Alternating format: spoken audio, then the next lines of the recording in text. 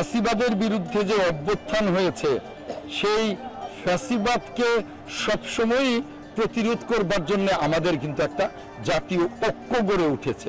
অতএব বাংলাদেশে আর কোনোদিন ফ্যাসিবাদের জায়গা হবে না।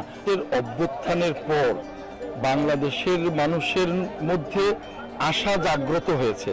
বাংলাদেশের মানুষ আবার নতুন করে আশায় বুক বাঁধছে যে তারা আবার সমৃদ্ধির পথে, গণতন্ত্রের পথে এগিয়ে যাবে। আমরা বিএনপি সহ সকল রাজনৈতিক দল বাংলাদেশের মানুষের পাশে থেকে কাজ করছি। আমরা সরকারকে বারবার বলেছি যে একমাত্র একটি অবাধ এবং নিরপেক্ষ নির্বাচনই বাংলাদেশকে স্থিতিশীলতার পথে, সমৃদ্ধির পথে নিয়ে যেতে পারে। সরকারও আমাদের ডাকে সাড়া দিয়ে চেষ্টা করছে, কিন্তু সরকারের ভেতরে এবং সরকারের বাইরে ষড়যন্ত্র চলছে। এবং ইদানিংকালে লক্ষ্য করছি এই এক সপ্তাহে যে সেনাবাহিনীর সাথে, আমাদের দেশপ্রেমিক সেনাবাহিনীর সাথে জনগণকে মুখোমুখি করবারও একটা অপচেষ্টা চলছে।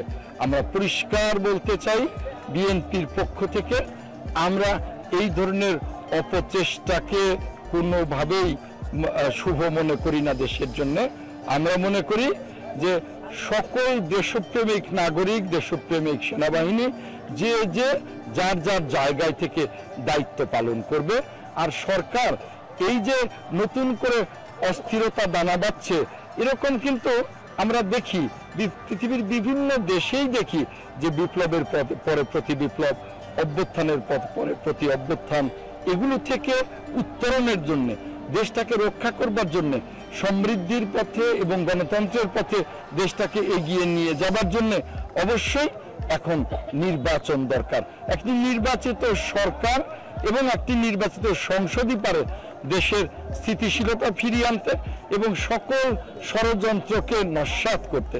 তাই আমরা এই সরকারকে আহ্বান জানাবো যে অতি দ্রুত সকল ষড়যন্ত্রকে নস্যাৎ করতে যেন এই সরকার দ্রুত নির্বাচনের রোডম্যাপ ঘোষণা করেন, নির্বাচনী তফসিল এবং নির্বাচনের সুনির্দিষ্ট তারিখ ঘোষণা করেন।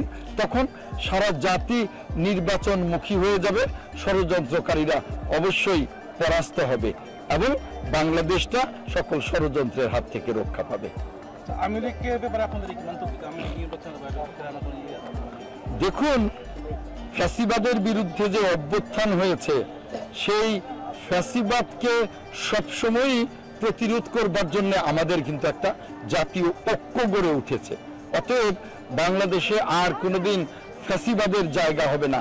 বাংলাদেশটা আমরা স্বাধীন করেছি আজকে 25 মার্চ, আগামীকাল 26 মার্চ। এই দিনেই আমরা বাংলাদেশের স্বাধীনতার জন্য লড়াই শুরু করেছি। আমাদের নেতা শহীদ রাষ্ট্রপতি জিয়াউর রহমান মেজর থাকাকালীন তিনি রাজনৈতিক দল যে দায়িত্ব পালন করতে পারেনি, তিনি সেই দায়িত্ব পালন করেছেন। মহান মুক্তিযুদ্ধের মহান ঘোষণাটি তিনি করেছেন। আমরা এই মহান মুক্তিযুদ্ধটি করেছি একটি গণতান্ত্রিক বাংলাদেশের জন্য, একটি গণতান্ত্রিক মানবিক বাংলাদেশের জন্য, সমৃদ্ধ বাংলাদেশের জন্য, কোনো ফ্যাসিবাদী বাংলাদেশের জন্য মুক্তিযুদ্ধ করিনি। তাই আমাদের কথা স্পষ্ট, আমরা গণতান্ত্রিক বাংলাদেশ চাই। ফ্যাসিবাদের দূষরদের বা ফ্যাসিবাদের বাংলাদেশে জায়গা নাই। অন্তর্বর্তী সরকারের কাছে আপনাদের আস্থা আছে কিনা? আপনাদের যে 6 মাসে যে এরকম এটা আস্থা পাচ্ছেন কিনা? 6 মাস অতিবাহিত হয়ে গেল।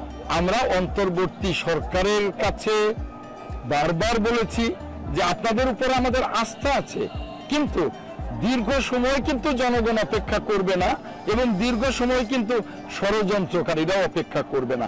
কাজেই আপনাদের আস্থার জায়গাটি থাকতে থাকতেই আপনারা দ্রুত একটি নির্বাচনের ব্যবস্থা করুন।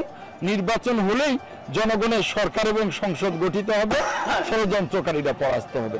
আমরা এটা বারবার সরকারকে বলেছি। ধন্যবাদ আপনাদের। ধন্যবাদ।